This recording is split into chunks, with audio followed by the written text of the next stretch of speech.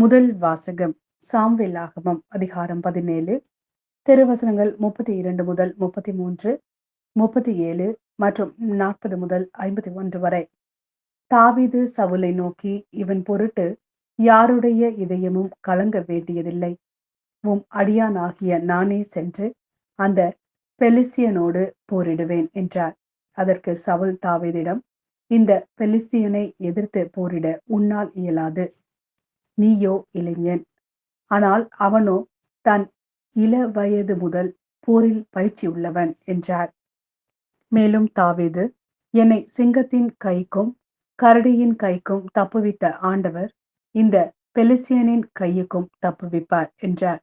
அதற்கு சவுல் தாவீதிடம், சென்று வா, ஆண்டவர் உன்னோடு இருப்பார் என்றார். தாவீது தம் கோலை கையில் எடுத்துக்கொண்டார். நீரோடையில் இருந்து வழுவழுப்பான 5 கூழாங்கற்களை தேர்ந்தெடுத்து இடையனுக்குரிய தம் பையில் போட்டுக்கொண்டார். தம் கவனை கையில் பிடித்து கொண்டு பெலிஸ்தியனை நோக்கி சென்றார். தன் கேடையும் ஏந்துபவன் முன் செல்ல, அந்த பெலிஸ்தியனும் தாவீதை நோக்கி நடந்து அவரை நெருங்கினான். பெலிஸ்தியன் தாவீதை கூர்ந்து பார்த்து ஏளனம் செய்தான். ஏனெனில் அவன் சிவந்த மேனியும் அழகிய தோற்றம் உடைய இளைஞனாய் இருந்தான். அப்பெலிஸ்தியன் தாவீதை பார்த்து, நீ கோலுடன் என்னிடம் வர நான் என்ன நாயா என்று சொல்லி தன் தெய்வங்களின் பெயரால் தாவீதை சபிக்கத் தொடங்கினான். மீண்டும் பெலிஸ்தியன் தாவீதை நோக்கி, அருகே வா, வானத்து பறவைகளுக்கும் வனத்து விலங்குகளுக்கும் உன் உடலை இரையாக்குவேன் என்றான். அப்பொழுது தாவீது பெலிஸ்தியனிடம், நீ வாளோடும் ஈட்டியோடும் எரிவேலோடும் என்னிடம் வருகிறாய். நானோ நீ இகழ்ந்த இஸ்ரேலின் படைத்திரளின் கடவுளாகிய படைகளின் ஆண்டவர் தம் பெயரால் வருகிறேன். இன்றே ஆண்டவர் உன்னை என் கையில் ஒப்புவிப்பார். நான் உன்னை வீழ்த்தி உன் உடலை துண்டிப்பேன். பெலிஸ்தியரின் பிணங்களை வானத்து பறவைகளுக்கும் பூ உலக விலங்குகளுக்கும் கையளிப்பேன்.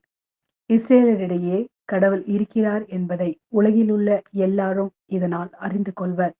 மேலும் ஆண்டவர் வாளினாலும் ஈட்டினாலும் மீட்கின்றவர் அல்ல என்று இந்த மக்கள் கூட்டம் அறிந்து கொள்ளட்டும். ஏனெனில் இது ஆண்டவரின் போர். அவரே உங்களை எங்கள் கையில் ஒப்புவிப்பார் என்றார். பெலிஸ்தியன் எழுந்து தாவீதை நோக்கி புறப்படுகையில் தாவீதும் அவனுடன் போரிட பெலிஸ்திய படைத்திரளை நோக்கி விரைந்து ஓடினார். தாவீது தம் பையில் கை வைத்து ஒரு கல்லை எடுத்தார்.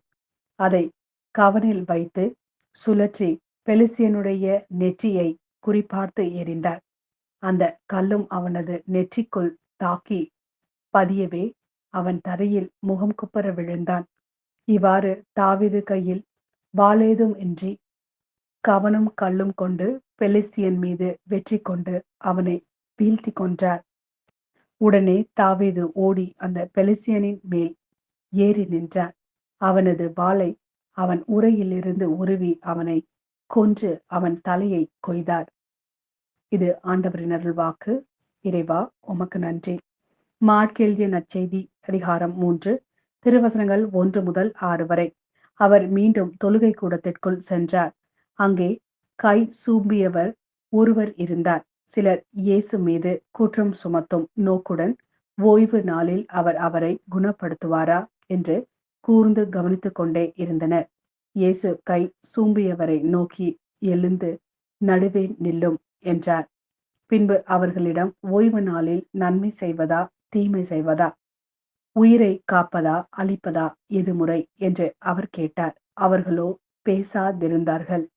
அவர் சினத்துடன் அவர்களை சுற்றிலும் திரும்பி பார்த்து அவர்களது பிடிவாத உள்ளத்தை கண்டு வருந்தி, கை சூம்பியவரை நோக்கி, கையை நீட்டும் என்றார்.